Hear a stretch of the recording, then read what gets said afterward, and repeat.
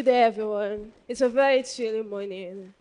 My name is Adebayo, as I was introduced, and I'm here to talk to you all about learning from parental imperfections. Matt Walsh once said, parenting is the easiest thing in the world to have an opinion about, but the hardest thing in the world to do. And he was absolutely right. We all have opinions on what makes good parents. We say, I'll never talk to my child that way, or my kid will never do that. But when it becomes our turn, we realize how heavy the responsibility truly is. We as children, we often see the results, the food on the table, the new clothes bought, the school fees paid. But we rarely see the daily sacrifices, the late nights, the silent tears, the constant worries our parents have to shoulder. They work tirelessly to ensure we're prepared for the future, that we can read, we can write, we can think, behave, and so succeed. They teach us through their rules, their scoldings, their stories, and their routines. But at the end of the day, they are still people, beautifully flawed, sometimes broken, sometimes hurting, trying their best in a world that doesn't come with a parenting manual. Some parents, in their quest for excellence, become perfectionists, always pointing what could be done better, what wasn't done right, and unknowingly creating in their children a fear of failure, an obsession with always being perfect. Other parents chase wealth and status, making their children believe the only measure of success is money rather than character. Now, this isn't always intentional. In fact, most times it is not intentional. However, intention doesn't cancel impact. And that's where the challenge lies. Because raising children isn't just about providing, it's about shaping values. It's about providing an environment where a child can grow up confident, grounded, and kind. It's about passing on the right messages, not just through your words, but through your actions. Now, permit me to share with you something I've noticed, but believe not all parents may be aware of. Children are always watching, even babies, even toddlers. I remember a few months back when my 2-year-old niece came to visit. See, as we were in the kitchen, she got onto a stool and started washing the plates. No one asked her, no one told her what to do.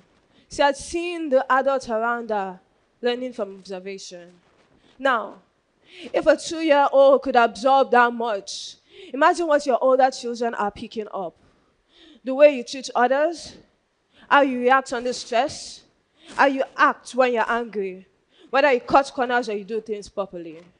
They are picking these things up constantly, consistently, and thoroughly. And this is why the phrase, do as I say, not as I do, is so flawed. It's not just ineffective, it's dangerous. Because your children don't listen to hypocrisy. They are quick to sense inconsistency. And when they do, your words lose meaning. Your advice loses value. Not just out of rebellion, but also out of confusion. Now, some parents' quiet habits could become their children's loud struggles. Allow me to share a story, a true story that I was once told. A man, let's call him Pajatolai, was a moderate drinker, not the kind to cause any kind of trouble. However, his son was watching, and as he grew up, he followed in his father's footsteps, only deeper. He became an heavy drinker, always at the beer parlor, always surrounded by those who encouraged the habits.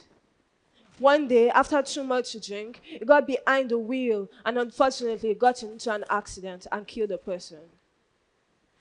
He was arrested and soon released. However, that did not curb his habits. One day, he visited his father, and his father asked him, saying that I heard he had gone back to drinking.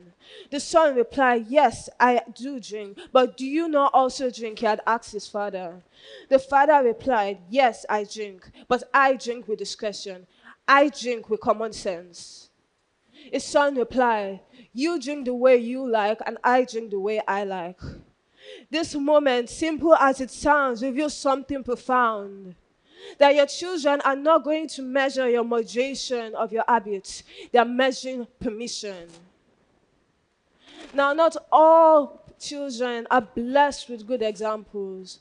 Some grow up in homes where love is conditional, where tempers flare too often, where peace is a rare visitor. Some parents are battling demons like alcoholism, anger, and emotional neglect. And unfortunately, this has the tendency to spill onto the next generation.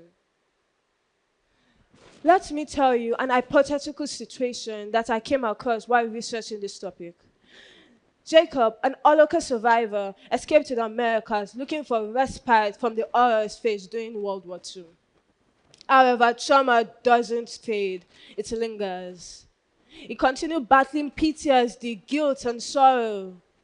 Unfortunately, he turned to the bottom of a liquor bottle for comfort. This turned him violent, not because he was evil, but because he was hurting. His son, William, growing up broken and angry, turned to all sorts of vices. He became an alcoholic, took drugs, and got into fights. Soon he was arrested. But even after being released, addiction consumed him. Soon he got to a mental facility and died young. His sister, Mary, had a different path. She became a perfectionist, always trying to fix, always trying to be in control. But this too took its toll. It strained her marriage and her relationship with her kids. Despite her not being physically abusive, the emotional pressure she put on our children had just as much of an effect. And this is how cycles repeat. Fortunately, cycles can be broken. And it starts with awareness, with knowing more.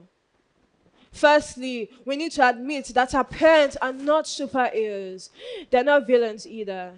They are people just like you and me, with their own fears, battles, regrets, and past. This helps us to forgive what needs forgiving and also helps us protect ourselves. Secondly, we need to watch our words. We need to be mindful of our words because words have the ability to build and words can destroy. Many of us may have grown up with words that constantly echo in our minds, even to this day, both good and bad.